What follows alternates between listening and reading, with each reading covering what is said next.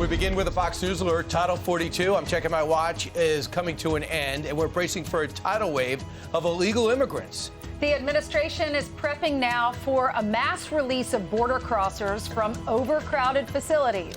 This, as President Joe Biden says, he is streamlining the immigration process. Exactly. Caroline Shively begins our coverage live from El Paso, Texas, where, Caroline, just in 17 hours at midnight tonight, it all changes.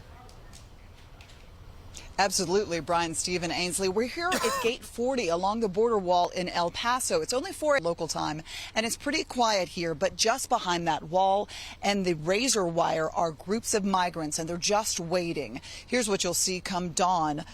Migrants huddled together from Central and South America, some begging Border Patrol agents to let them in. In Brownsville, 800 miles from here, Fox captured video of Texas National Guard members blocking migrants from crossing the Rio Grande into the U.S.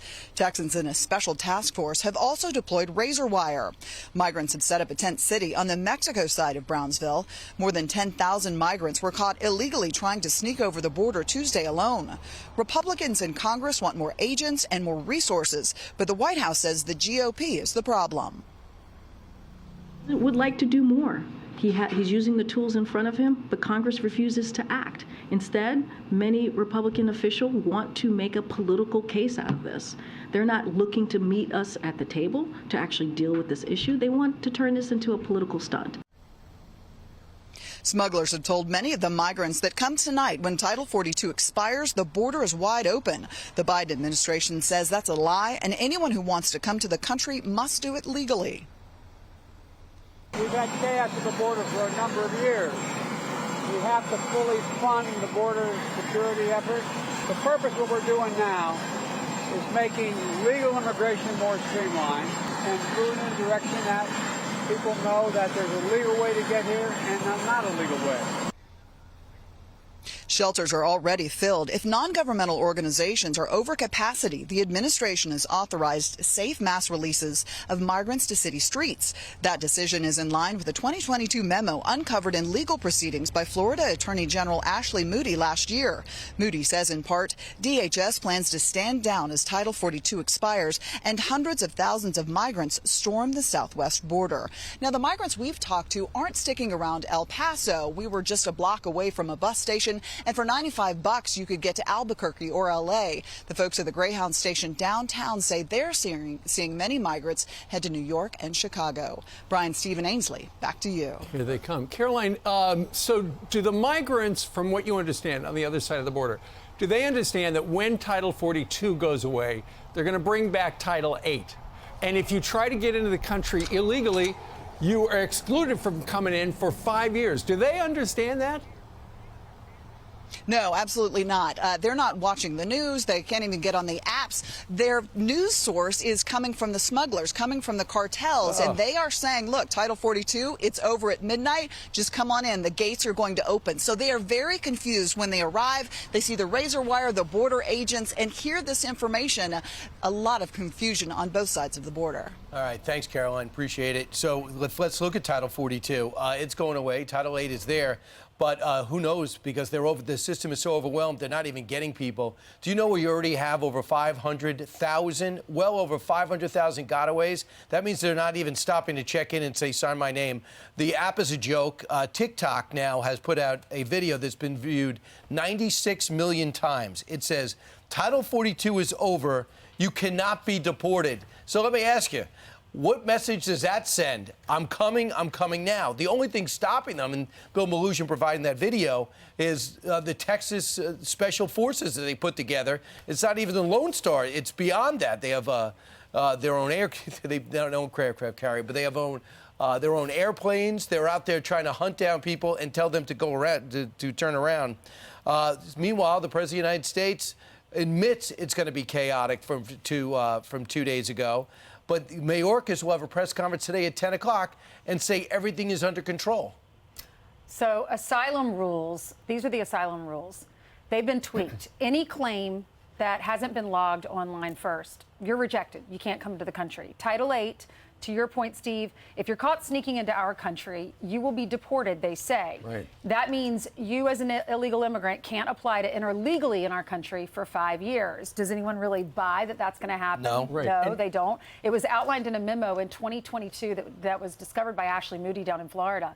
And top border officials have now authorized this. If CBP and the NGOs can't hold the migrants, they can now be released at bus stops and gas stations, grocery stores, and elsewhere. They're suggesting that if they do release them near like a bus station or a place where they can have transportation. It's just a disaster. And I'm glad Caroline pointed out that the cartels are the ones pushing the message. Hey, at midnight, they're going to open the door and you can go on in. Obviously, that's not going to be the case. But what the administration wants is they don't want this image that you're looking at right here, where those people are, they've risked their lives to get to the United States, and then there at the top is a bunch of razor wire, and they can't get in. They want people who want to come into the country to use the app and apply at these regional centers. Apparently, the Department of State is going to open 100 regional centers around the world where if you want to go to the United States, you've got to do it legally. We've been talking about the one BP app or CBP app, and apparently it's been such a disaster. They're going to come out with a new scheduling app later today so that what happens there doesn't happen after tonight. And it's just exactly the same way as maybe the federal government should not be in the app or website business, because remember when the Affordable Care Act went online and that was a disaster? Millions of people tried to go on. They couldn't do it. Well, now there's a new app coming for the folks down south. At least Obama tried to fix it. They've been waiting forever. They said they're going to set up ports of places in Colombia and Guatemala. It's not ready yet. And those places where people can apply for admission to our country, they're called embassies. We already built them. I'm pretty sure they're done. So that's the normal situation. In New York, to give you an idea how this is flooding into our cities, it's not just making the border cities third world. In New York, there's over 60,000 people who have come through the system. Thousands are going to pour in. We could have 100,000 in New York City. And Mayor Adams says, I don't take this lightly, but we've been temporarily suspending the policy surrounding timing for placement.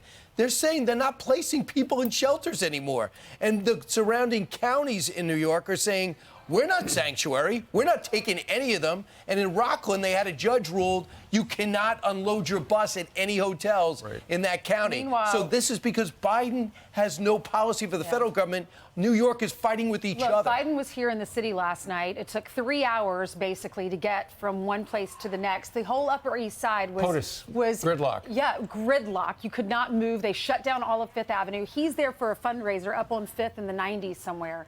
And then you're looking at these images. You're like, you're there fundraising with, drinking your wine or whatever with all your friends, and this is happening down on the border. We need a leader who cares about this. We need someone who's going to be strong on this. President Trump was the one who was building the wall, who was trying to end all of this illegal immigration. And he was interviewed, surprisingly, on CNN yesterday on this town hall. Listen to what he said about what's happening on our southern border. Tomorrow is going to be a day of infamy. You're going to have tens of thousands of people pouring into our country. You're going to have millions of people pouring into our country right now at a level that nobody's ever seen before. These people are sick. Anybody that wants this to happen to our country, they're destroying our country, and this should not be allowed to happen. How they're not going to do a version of Title 42 or my Title 42, which was tough. If people are sick and have infectious diseases and lots of other problems, we don't want them being into our country. We have enough problems right now. We have problems like we've never had in the history of our country. And see, that's what Title 42 was designed for, if people were sick with COVID, to turn them around. Of course, it ends at midnight. What happens after that? Tune in tomorrow. We'll show you. You can't touch the former president's immigration strategy. If you are the Biden people, you can't even bring up Trump with a straight face, because the last year was 430,000 people, and he thought that was too many.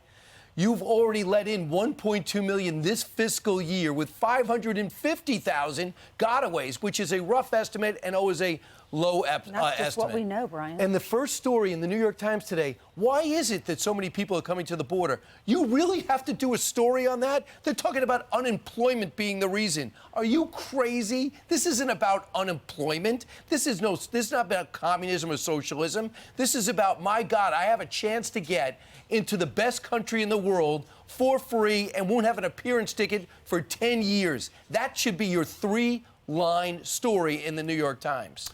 I'm Steve Doocy. I'm Brian Kilmeade. And I'm Ainsley Earhart. And click here to subscribe to the Fox News YouTube page to catch our hottest interviews and most compelling analysis.